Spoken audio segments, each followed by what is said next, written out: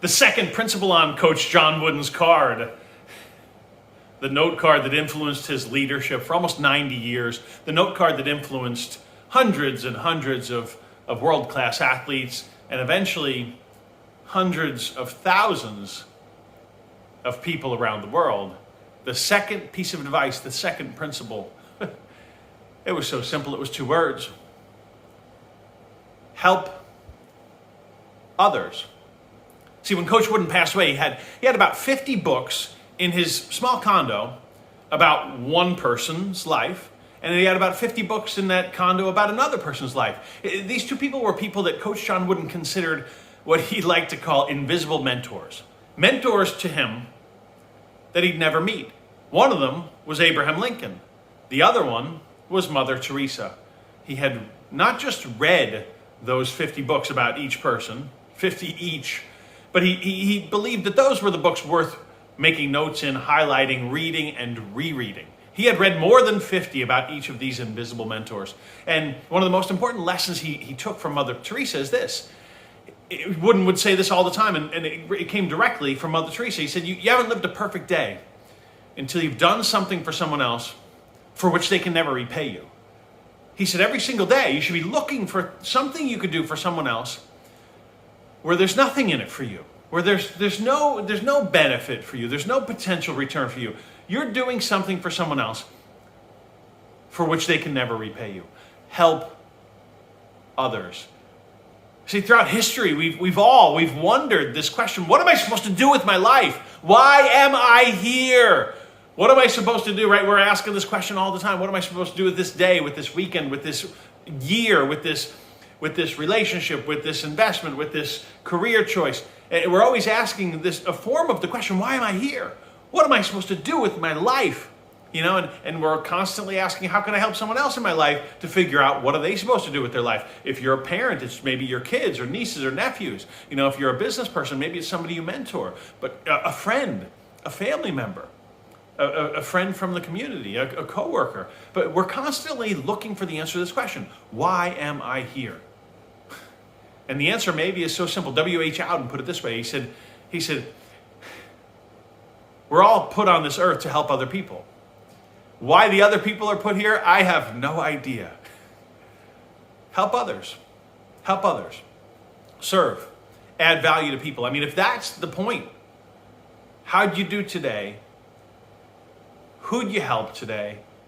And how well did you help them? Dale Brown was a basketball coach, and he got a job coaching LSU. He would eventually coach Shaquille O'Neal. And when he first got that job, accepted that job at LSU, he said, there's things I need to know.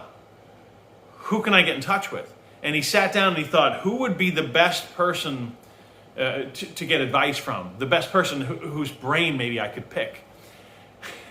And he sat and he thought, John Wooden. John Wooden. First name he put down, and he stared at the list, and that was his list. That was his list, John Wooden. So he said, let me reach out. I don't know him, but let me reach out. He reaches out to Coach John Wooden. And Wooden said, sure, come spend a couple days with me. We can talk about basketball and college and all this stuff. And Dale Brown thought, a couple days? We've never met, and you're going to give me a few days of your time, of your advice.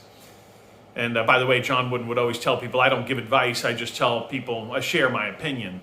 You have to coach within your own personality, within your own strengths and weaknesses, within your own style. I'll give you my opinions. I'll share my opinions with you, but I won't give you advice. Well, Dale Brown goes and he spends a couple days with Coach John Wooden. And he said, at one point I thought he's probably getting tired. Coach Wooden was older at the time. Dale Brown thought, he's probably getting tired. Let me call it a night and I'll see you tomorrow. And Dale said, there's so much more to cover, but we're both getting tired. Why don't we call it a night? And Coach Wooden said, no, I'm ready to keep going if you are. And Dale thought, really? And they kept going for a few more hours that night. And at the end of their time together, Dale Brown is walking to his car and he thanks Coach Wooden profusely for all this time, for page after page after page of notes that Dale Brown had taken. And he's walking to his car, and Coach Wooden said, you know, Dale, I appreciate you coming. He says, but I could have saved you a lot of time if I just told you my 3 secrets. And Dale Brown stops next to his car, and he's thinking, this is gold. This is going to be gold. What are the 3 secrets? And he stops, and Coach Wooden said, always have better players than your opponents. Number one.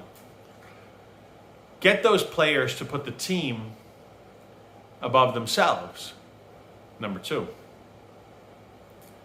And number three, practice the basics. Practice simplicity repetitively.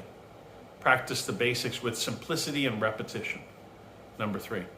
Always have better players. Get them to put the team above themselves. And practice the basics with the simplicity and repetition. And Dale Brown thought, wow, that is gold. That is gold. Because you and I, if we step back and we ask ourselves, do I have the best players I could possibly get? How often have I hired, or if I'm working on a project or a nonprofit, or how often do I find the best players that I can find? How am I doing with that one? And really, if we really look at the mirror, part of it is asking us, are you stepping up and being the best player? Are you stepping up and being the best player? Because if someone else were asking the question, would you be the one they choose? Hey, you can count on him. You can count on her. She really refined her craft. Get those players to put the team above themselves. 0 to 10. How you doing with that one? How you doing with that one? I'd love to ask that question 0 to 10 because I'm not a 10 with that one. How am I doing in my family at getting the family members to put the team above themselves? It's not a 10. How am I doing with getting myself? Because leadership starts with self.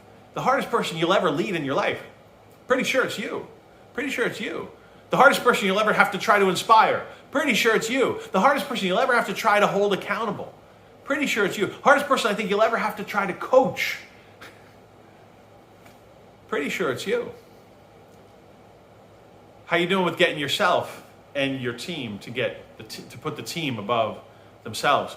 And number three, practice the basics with simplicity and repetition. How often do I get away from the basics? I think you'll see at the end of this series that all 7 of these pillars, all 7 of these principles, you might say, oh, that's a basic, but how am I doing with that one? Not just how am I doing with that one, but how am I doing with practicing it with simplicity and repetition? Because those basics, they're the things that so often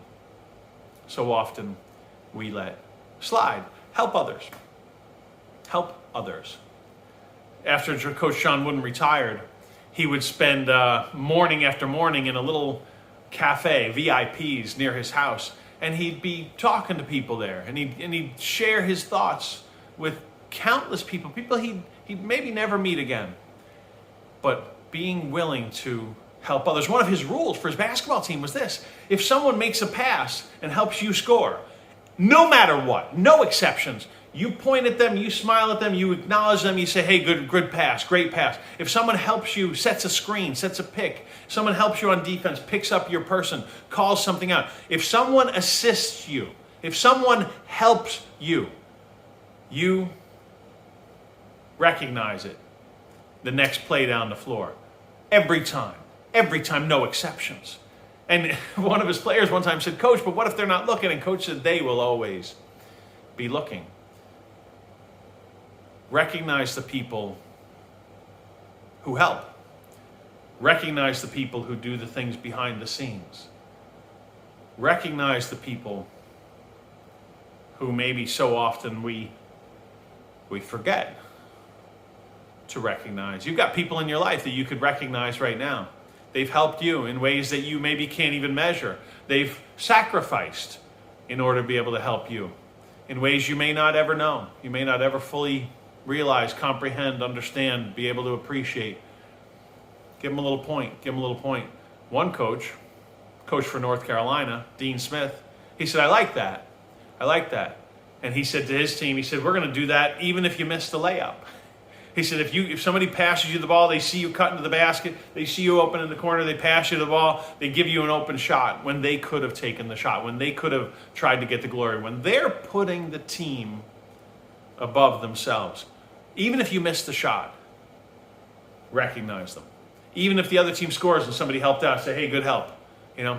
Help others. Make helping others into a component of whatever culture you have been given the gift of being able to influence. Help others. Principle number 2, pillar number 2.